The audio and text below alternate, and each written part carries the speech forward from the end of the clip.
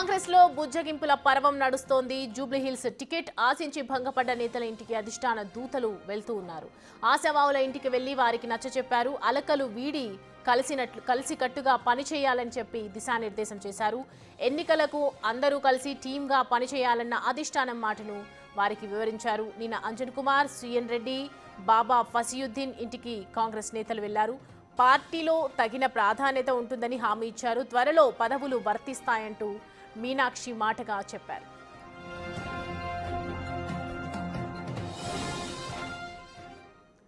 రెడ్డి అంశానికి సంబంధించి పూర్తి డీటెయిల్స్ అందించడానికి మా ప్రతినిధి హేమ మనకి అందుబాటులో ఉన్నారు. హేమ, కాంగ్రెస్ లో భుజగింపుల పర్వం అయితే జరుగుతోంది. ఏం చెప్పి మీనాక్షి నటరాజన్ నిన్న అంజన్ కుమార్ కావచ్చు, నిన్న ముగ్గురు నేతల ఇంటికి కూడా వెళ్ళి సంధాయించడం జరిగింది. ఏం చెప్తున్నారు దీనికి సంబంధించిన డీటెయిల్స్?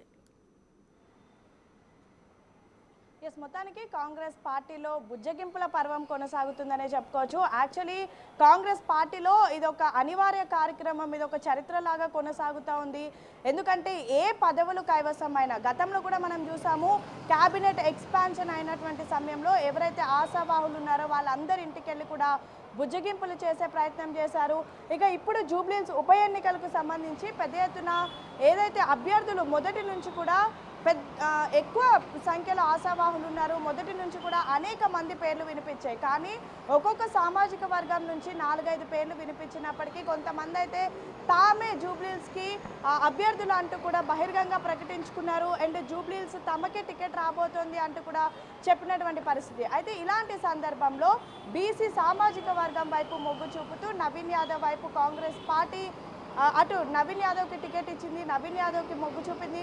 సో ఈ నేపథ్యంలో పెద్ద ఎత్తున ఎవరైతే ఆశావాహులు ఉన్నారో వాళ్ళంతా కూడా అలకబుచ్చుకున్నారు. ఇక నిన్న మొత్తం కూడా ఉదయం నుంచి సాయంత్రం వరకు అటు ఏఐసీసీ వ్యవహారాల ఇన్ఛార్జ్ మీనాక్షి నటరాజన్, అదేవిధంగా మంత్రులు, ఇన్ఛార్జ్ మంత్రులుగా ఉన్నటువంటి తుమ్మల నాగేశ్వరరావు, పొన్నం ప్రభాకర్, అదేవిధంగా వివేక్, వీళ్ళు అందరూ కూడా వెళ్ళి ప్రధానంగా ఒక్కొక్కరిని కలిసి నేరుగా వాళ్ళతో మాట్లాడి ఎవరు కూడా అలగొద్దు, వీలైతే కాంగ్రెస్ పార్టీ కోసం పనిచేయాలి, అండ్ మోరోవర్ జూబ్లీహిల్స్ ఉప ఎన్నికల్లో అందరూ కూడా కలిసి పనిచేసి ఎలా అయినా సరే జూబ్లీహిల్స్ గెలిచే విధంగా కూడా ప్రయత్నించాలి అంటూ కూడా పెద్ద ఎత్తున నిన్న నేతలందరూ ఇంటికి వెళ్ళినటువంటి పరిస్థితి. అయితే ప్రధానంగా ప్రస్తుతం జూబ్లీహిల్స్లో ఉన్నటువంటి వాళ్ళంతా కూడా చాలా స్ట్రాంగ్ లీడర్లుగా చూస్తున్నారు. ఇన్ కేస్ వాళ్ళు అలకబూనుకుంటే మాత్రం ఖచ్చితంగా ఆ ఎఫెక్ట్ అనేది ఎన్నికల మీద పడుతుంది, రిజల్ట్ మీద పడుతుంది.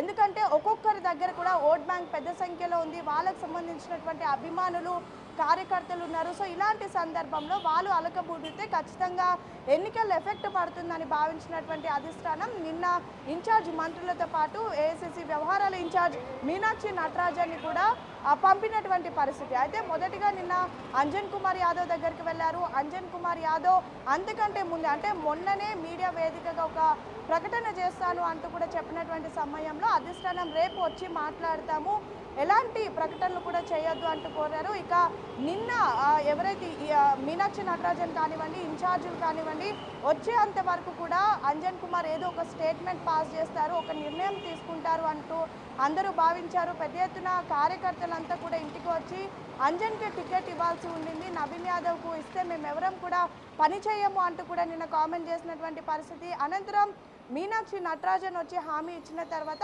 అంజన్ కుమార్ కూడా కాస్త కూల్ అయ్యారని చెప్పుకోవచ్చు. అయితే ఒకవైపు కూల్ అయినప్పటికీ కూడా నవీన్ యాదవ్ కోసం పనిచేస్తానని కానీ, లేదంటే ఏదైతే ప్రచారంలో కానీ, లేదంటే నామినేషన్ టైంలో కూడా నవీన్ యాదవ్తో కలిసి వెళ్తాను అని కూడా ఎక్కడా మాట్లాడలేదు. ఆయన వచ్చి ఇప్పటి వరకు నన్ను అడగలేదు, కనీసం నన్ను కలవలేదు, ఇన్ కేస్ ఆయన వచ్చి అడిగితే అప్పుడు ఆలోచిస్తాను అంటూ కూడా నిన్న చెప్పడం ప్రస్తుతం ఆయన ఇంకా కూల్ అవ్వలేదని అర్థమవుతుంది. అయితే మరొక వైపు ఆయన పార్టీ నుంచి గౌరవం కోరుకుంటున్నారని, ఆ గౌరవం పార్టీ కల్పిస్తానని చెప్పిందని, అండ్ మరికొద్ది రోజుల్లో ఏదో ఒక పదవిని కూడా కట్టబెడతామంటూ హామీ ఇచ్చిందంటూ కూడా నిన్న అంజన్ కుమార్ యాదవ్ చెప్పినటువంటి పరిస్థితి. సేమ్ టైం రానున్నటువంటి బీహార్ ఎలక్షన్స్లో ఒకవైపు పెద్ద ఎత్తున అక్కడ యాదవులు ఉంటారు, అండ్ సేమ్ టైం అంజన్ కుమార్ని అక్కడికి పంపించాలి అని కూడా అధిష్టానం చెప్పినట్టుగా తెలుస్తోంది. సో జూబ్లీహిల్స్ ఎన్నికల కంటే బీహార్ ఎన్నికలే ముఖ్యం, సో బీహార్ ఎన్నికలకే పనిచేస్తాను అంటూ కూడా చెప్పినటువంటి పరిస్థితి. ఇక అంజన్ కుమార్ ఇంటి నుంచి నేరుగా అటు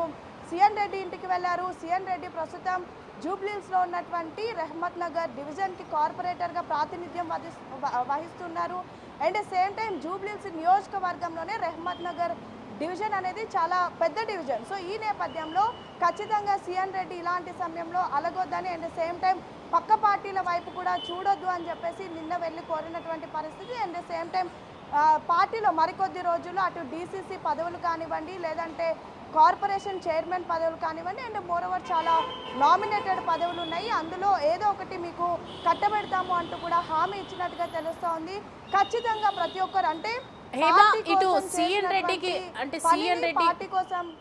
సిఎన్ రెడ్డి వర్షన్ ఏంటి, ఇప్పుడు ఏం చెప్తున్నారు? అంజన్ కుమార్ ఒకవైపు గౌరవం కావాలని అనుకుంటున్నారు, ఆయనకి ఖచ్చితంగా వస్తుందని ఆశ ఉండింది, చాలా రోజులుగా వెయిట్ చేస్తున్నాను అని చెప్పి.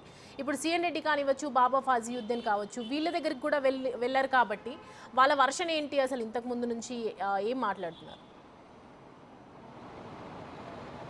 ఎస్, అంజన్ కుమార్ వర్షన్ అయితే ఆల్రెడీ నిన్న తెలిసింది. కానీ సిఎన్ రెడ్డి అనే వ్యక్తి మొదటి నుంచి కూడా అంటే కాంగ్రెస్ పార్టీలో ఎన్నో ఏళ్ల నుంచి లేనప్పటికీ కూడా రాష్ట్రంలో కాంగ్రెస్ పార్టీ అధికారంలోకి రాకముందే సిఎన్ రెడ్డి కాంగ్రెస్ పార్టీలో జాయిన్ అయ్యారు.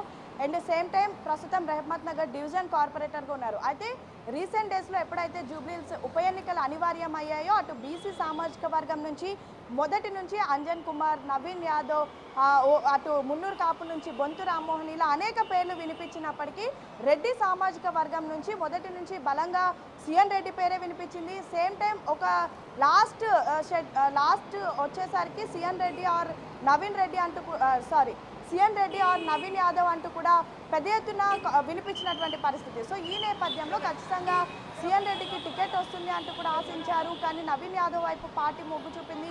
సో నిన్న వెళ్ళినటువంటి సమయంలో కూడా తను పార్టీ కోసం కష్టపడుతున్నారు అండ్ తన దగ్గర కూడా ఓట్ బ్యాంక్ ఉంది కాబట్టి ఖచ్చితంగా తనని గుర్తించాలని అండ్ పార్టీ తనని గుర్తిస్తే ఖచ్చితంగా తను పార్టీ కోసం పనిచేస్తాను అండ్ మోరోవర్ జూబ్లీహిల్స్ ఉప ఎన్నికల కోసం ఖచ్చితంగా పనిచేస్తాను, నవీన్ యాదవ్ కోసం పనిచేస్తాను అండ్ జూబ్లీహిల్స్లో ఎలా అయినా సరే కాంగ్రెస్ జెండా ఎగురవేసే విధంగా కూడా పనిచేస్తాను అంటూ కూడా నిన్న చెప్పినటువంటి పరిస్థితి. ప్రధానంగా అటు వివేక్ కానివ్వండి, పొన్నం కానివ్వండి, ఏఎస్సీ వ్యవహారాల ఇన్ఛార్జ్ మీనాక్షి కానివ్వండి అండ్ సేమ్ టైం ఏఐసిసి నుంచి వచ్చినటువంటి విష్ణునాథ్ కానివ్వండి, వీళ్ళందరూ కూడా వెళ్ళి బుజ్జగించినటువంటి సమయంలో చెప్తుంది ఏంటంటే ఖచ్చితంగా పార్టీలో మీకు తగిన గౌరవం ఉంటుంది, ప్రాధాన్యత ఉంటుంది, ఎవరు కూడా ఎలాంటి నిర్ణయాలు తీసుకోవద్దు అంటూ కూడా పదే పదే చెప్తున్నటువంటి పరిస్థితి. సేమ్ టైం నిన్న బాబా ఫసియుద్దీన్ దగ్గరికి వెళ్ళారు. మైనారిటీ కమ్యూనిటీ నుంచి బాబా ఫసియుద్దీన్ పేరుని అటు హైకమాండ్కి కూడా రిఫర్ చేశారు. మొత్తం 3 సామాజిక వర్గాల నుంచి 3 పేర్లు హైకమాండ్కి పంపించినటువంటి పరిస్థితి, అందులో బాబా ఫసియుద్దీన్ కూడా ఒకరు. సో ఈ నేపథ్యంలో నిన్న ఆయనకు కూడా వెళ్ళి చెప్పినటువంటి పరిస్థితి, ఎవరు కూడా ఎలాంటి నిర్ణయాలు తీసుకోవద్దు, అందరూ కలిసికట్టుగా జూబ్లీహిల్స్ కోసం పనిచేయండి, ఖచ్చితంగా రానున్నటువంటి రోజుల్లో మీకు అవకాశం కల్పిస్తాము, మీ సేవలను గుర్తిస్తాము, పార్టీ కోసం పనిచేసినటువంటి మిమ్మల్ని ఖచ్చితంగా ఏదో ఒక పదవికి కట్టబెడతాము అంటూ కూడా హామీ ఇచ్చారు.